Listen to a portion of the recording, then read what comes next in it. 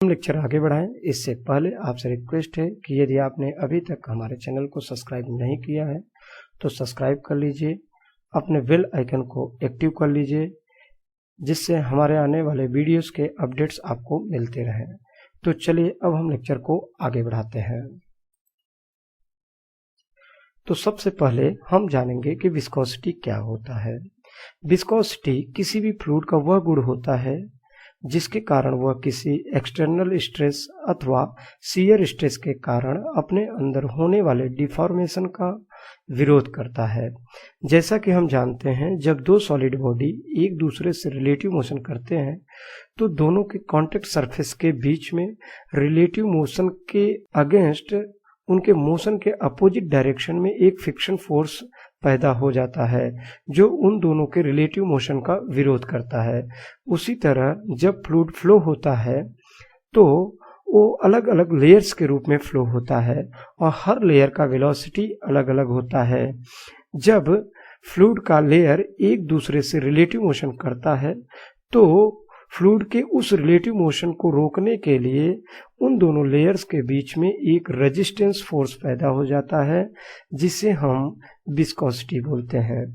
Viscosity को हम दूसरे शब्दों में ये कह सकते हैं कि दो एडजेसेंट लेयर के बीच में होने वाले रिलेटिव मोशन को रोकने के लिए एक फ्रिक्शन फोर्स होता है जो दोनों लेयर्स के अणुओं के बीच में जनरेट होता है।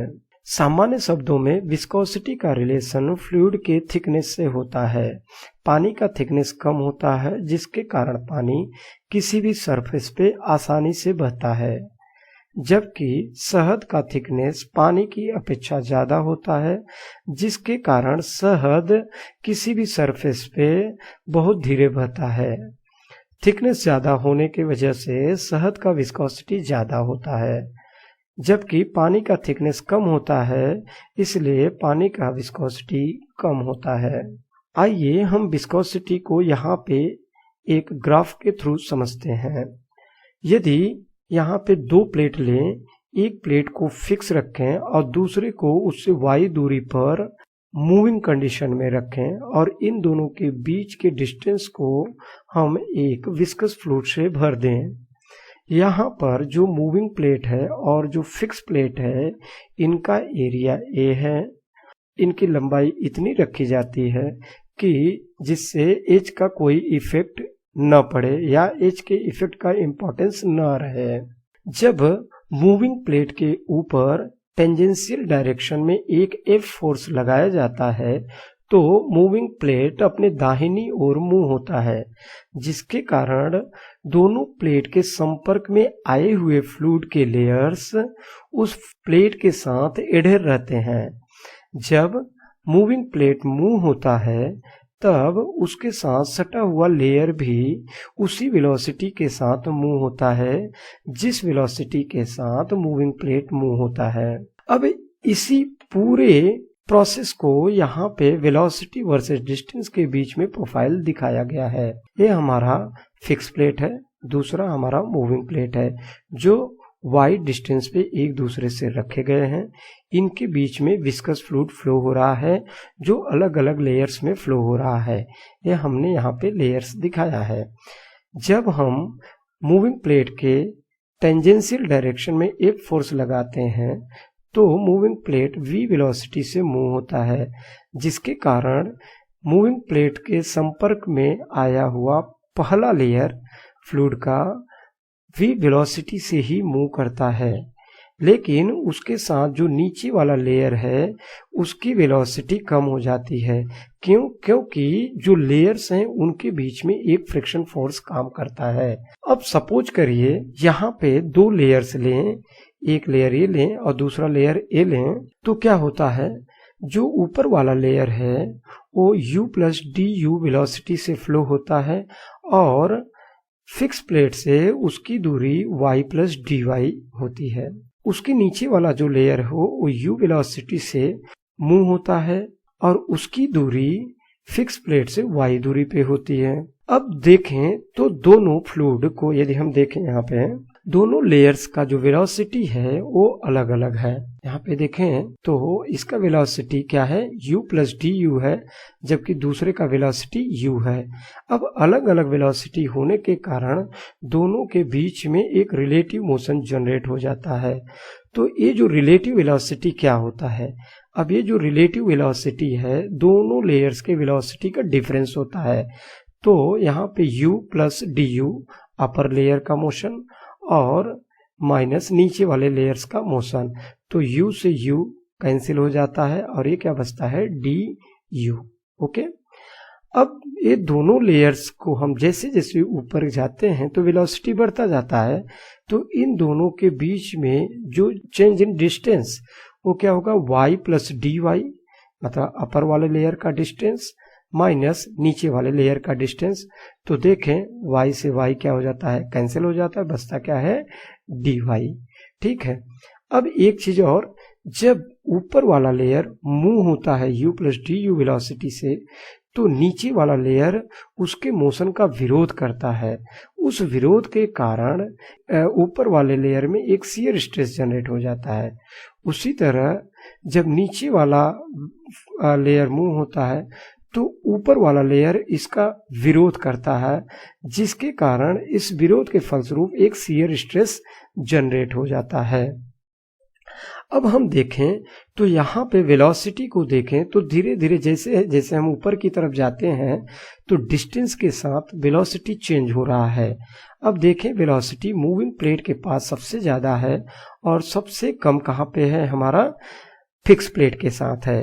ओके, तो इस वेलोसिटी के चेंज के कारण जो मोशन है उसमें एक वेलोसिटी ग्रेडियंट जनरेट हो जाता है, जिसको हम शियर स्ट्रेन भी बोलते हैं। तो शियर स्ट्रेन या वेलोसिटी ग्रेडियंट क्या होता है, चेंज इन वेलोसिटी या relative velocity to change in distance. तो ये हो जाएगा हमारा d u upon d y. अब as per Newton's viscosity law, shear stress is directly proportional to velocity gradient और शियर स्ट्रेन। अब यहाँ पे शियर स्ट्रेस को यदि हम टाउ माने तो tau is directly proportional to velocity gradient d u by d y. अब यदि हम इस प्रोपोर्शन को हटाएं तो एक कांस्टेंट आ जाता है म्यू, जिसको हम क्या बोलते हैं, म्यू। तो tau is equal to mu d u upon d y, जहाँ पे जो म्यू है ये क्या है, डायनामिक विस्कोसिटी है या विस्कोसिटी है। अब देखें तो म्यू इज इक्वल टू क्या हो जाएगा, tau upon d u upon d y is equal to tau, और ये डी वाई ऊपर आ जाएगा, tau upon d u into d y. तो ये जो है हमारा इक्वेशन, ये विस्कोसिटी का इक्वेशन है। अब हम ये जानते हैं कि विस्कोसिटी का यूनिट क्या होता है, तो चलिए लेक्चर को आगे बढ़ाते हैं। तो हम विस्कोसिटी का जो यूनिट है एमकेएस और एसआई सिस्टम में अलग अलग जानेंगे। तो हम जानते हैं कि dynamic viscosity is equal to क्या होता है, shear stress upon velocity gradient और shear strain is equal to tau upon d u upon d y. हम इसको और एलोबरेट करें तो क्या हो जाएगा, mu is equal to tau upon d u into d y. अब टाउ क्या है, शियर स्ट्रेस है। अब एमकेएस पद्धति में शियर स्ट्रेस का जो यूनिट होता है वो होता है किलोग्राम फोर्स पर मीटर स्क्वायर, और डी यू क्या है, वेलोसिटी है। तो वेलोसिटी की जो यूनिट होती है मीटर पर सेकेंड, इनटू डी वाई क्या है, डिस्टेंस है, इसका जो यूनिट होता है वो क्या होता है, मीटर। यदि इसको हम थोड़ा सा और सिंप्लीफाई करें तो यहाँ पे क्या होगा, किलोग्राम फोर्स पर मीटर स्क्वायर इनटू एम, और मीटर पर सेकेंड में सेकेंड ऊपर चला जाएगा, मीटर नीचे आ जाएगा, तो ये क्या हो जाएगा, इस मीटर से मीटर हमारा कैंसिल हो जाएगा। तो जो यूनिट बचेगा वो क्या बचेगा, kilogram force second upon metre square. तो डायनामिक विस्कोसिटी का जो एमकेएस पद्धति में यूनिट है वो क्या होता है, किलोग्राम फोर्स सेकेंड पर मीटर स्क्वायर। अब एसआई पद्धति में इसका यूनिट क्या होता है, हम जानते हैं कि एसआई यूनिट में फोर्स का यूनिट क्या होता है, न्यूटन होता है। तो हम जानते हैं कि शियर स्ट्रेस इक्वल टू क्या होगा, फोर्स अपॉन एरिया। अब एरिया जो है मीटर स्क्वायर एसआई में भी होगा, एमकेएस में भी होगा, लेकिन फोर्स का यूनिट देखें तो किलोग्राम फोर्स की जगह क्या हो जाएगा, न्यूटन। तो यहाँ पे क्या हो जाएगा, सेम उसी तरह से देखें तो किलोग्राम फोर्स क्या होगा, चेंज हो जाएगा न्यूटन से, तो ये क्या हो जाएगा, न्यूटन सेकेंड पर मीटर स्क्वायर। अब न्यूटन यहाँ पे हम देखें तो न्यूटन पर मीटर स्क्वायर को हम क्या बोलते हैं, पास्कल बोलते हैं, ठीक है ना, पास्कल। तो इसको हम क्या लिख सकते हैं, पास्कल सेकेंड, ठीक है ना, पास्कल सेकेंड। तो एसआई में जो यूनिट है विस्कोसिटी की वो क्या है, पास्कल सेकेंड। अब सीजीएस पद्धति में इसका यूनिट क्या होगा, हम जैसा पहले देखें कि dynamic viscosity is equal to क्या होता है, shear stress upon velocity gradient और shear strain is equal to tau upon d u upon d y. तो इसको और सिंप्लीफाई करें तो mu is equal to tau upon d u into d y is equal to, अब tau की value क्या रखेंगे, हम जानते हैं कि टाउ स्ट्रेस है और स्ट्रेस इज इक्वल टू क्या होता है, फोर्स अपॉन एरिया। अब फोर्स का एरिया जो यूनिट है सीजीएस सिस्टम में वो होता है डाइन, और जो सीजीएस में देखें तो डिस्टेंस का जो यूनिट होता है वो मीटर होता है, तो एरिया क्या होता है, डिस्टेंस का स्क्वायर होता है, ठीक है। तो ये क्या होगा, सेंटीमीटर स्क्वायर अपॉन वेलोसिटी क्या क्या रखें, सेंटीमीटर पर सेकेंड इंटू सेंटीमीटर, तो डाइन पर सेंटीमीटर स्क्वायर इंटू सेंटीमीटर से सेंटीमीटर कट जाएगा, तो यहाँ क्या बचेगा, डाइन सेकेंड पर सेंटीमीटर स्क्वायर। इसको हम क्या बोलते हैं, पॉइस बोलते हैं, पॉइस। तो जो सबसे प्रचलित यूनिट है सीजीएस सिस्टम में डायनामिक विस्कोसिटी का वो है पॉइस, और 1 पॉइस इज इक्वल टू क्या होता है, 100 सेंटी पॉइस। हम जानते हैं कि पॉइस क्या होता है, 1 मीटर बराबर 100 सेंटीमीटर, उसी तरह 1 poise is equal to 100 centipoise. चलिए हम लेक्चर को और आगे बढ़ाते हैं। अब हम जानेंगे कि effect of temperature on viscosity, viscosity के ऊपर टेम्परेचर का क्या इफेक्ट पड़ता है। लगभग सभी लिक्विड का जो विस्कोसिटी है वो इन्वर्सली प्रोपोर्शनल टू टेम्परेचर होता है। मतलब यदि हम पहले की केस की बात करें तो mu is inversely proportional to 1 upon t. मतलब जैसे जैसे टेम्परेचर बढ़ेगा तो क्या होगा, यदि टी इंक्रीज होगा तो म्यू क्या होगा, डिक्रीज होगा। मतलब साफ है कि यदि फ्लूइड का टेम्परेचर बढ़ाया जाए तो उसका विस्कोसिटी घटेगा, ठीक है। जबकि गैस के केस में ऐसा नहीं होता है, गैस के केस में viscosity is directly proportional to temperature होता है। किसी भी गैस का टेम्परेचर जैसे जैसे हम बढ़ाते हैं उसकी विस्कोसिटी बढ़ती जाती है। क्यों बढ़ती है, जब हम गैस का टेम्परेचर बढ़ाते हैं तो गैस के अणुओं का काइनेटिक एनर्जी बढ़ जाता है, जिससे अणुओं का मोमेंट बढ़ने की वजह से उनके बीच में फ्रिक्शन फोर्स जनरेट हो जाता है ज़्यादा, जिसकी वजह से उनकी विस्कोसिटी बढ़ जाती है। Effect of pressure on viscosity, water के छोड़ के सभी लिक्विड का जो विस्कोसिटी है वो प्रेशर के प्रोपोर्शनल होता है।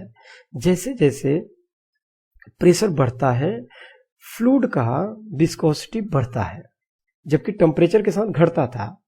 अब यहाँ पे क्या होता है, जब हम कंटेनर के अंदर फ्लूइड को लेके प्रेशराइज करते हैं तो उनके वॉल्यूम में कमी आती है, जिससे उनके अणु आपस में फ्रिक्शन करते हैं, जिसकी वजह से फ्लूइड का विस्कोसिटी बढ़ जाता है।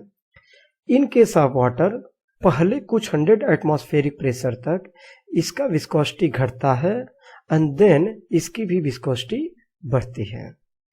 जबकि गैस के ऊपर प्रेशर का कोई इफेक्ट नहीं पड़ता है, प्रेशर बढ़ने के या घटने के साथ उनके विस्कोसिटी पे कोई इफेक्ट नहीं पड़ता है। लेकिन बहुत लो प्रेशर पे, यदि बहुत लो प्रेशर पे देखें तो विस्कोसिटी घटता है। जैसे जैसे हम प्रेशर घटाते जाते हैं बहुत धीरे धीरे वैसे इसे देखते हैं ये विस्कोसिटी घटता है। लेकिन ये दो चीज़ों पे डिपेंड करता है, एक गैस का नेचर और दूसरा गैस जिस कंटेनर में रखा जाता है उसका शेप कैसा है। आपने हमारा वीडियो देखा, इसके लिए आपका धन्यवाद।